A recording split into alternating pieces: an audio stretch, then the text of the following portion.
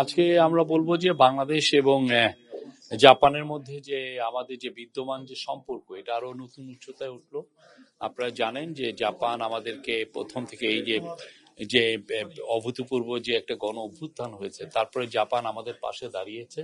আজকে জাপানি prime minister Shigeru ইশিয়াবার সাথে আমাদের চিফ অ্যাডভাইজার প্রফেসর মোহাম্মদ ইউনুসের একটা খুবই সৌহার্দ্যপূর্ণ মিটিং হলো। $418 মিলিয়ন হচ্ছে বাজেটারি সাপোর্ট, এটা ওরা বলছে হলো ডেভেলপমেন্ট পলিসি লোন ওরা দিচ্ছে।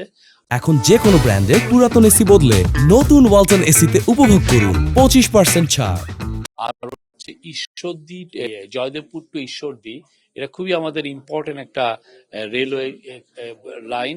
আরো ওরা স্টুডেন্ট স্কলারশিপ এর জন্য আরো $4.2 মিলিয়ন আমরা ওদের কাছ থেকে পাচ্ছি হচ্ছে 1.063, মানে $1 বিলিয়ন একটু বেশি আমরা ওদের কাছে পাচ্ছি। ফলে আমাদের আসলে এখন যে ইকোনমিক যে আমরা যে রিকভারির মধ্যে আছি, সেই রিকভারিতে এটা হেল্প করবে আমাদের। আর অন্যান্য অনেক বিষয় নিয়ে আলাপ হয়েছে। জাপান বাংলাদেশের সাথে তার বন্ধুত্ব আবার জানিয়েছে, সে তার সাথে আরো আমাদের সাথে নিবিড় বন্ধুত্ব করতে চায়। বাংলাদেশের আজকে মিটিং এ 30 মিনিটের বেশি মিটিং এ বাংলাদেশকে 5টা নেভিকে 5টা পেট্রোল বোট দিচ্ছে।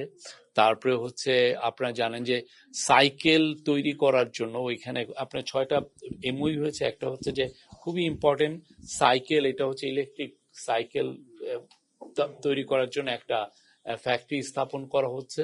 এই প্রজেক্টের বিষয়ে যে তারা আবার জানিয়েছেন যে তারা বাংলাদেশের পাশে থাকবেন, বাংলাদেশকে সহায়তা করবেন।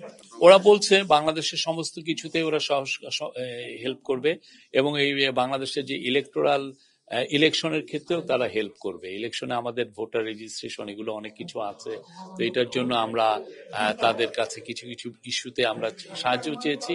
তারা জানিয়েছে যে তারা আমাদের পাশে থাকবে।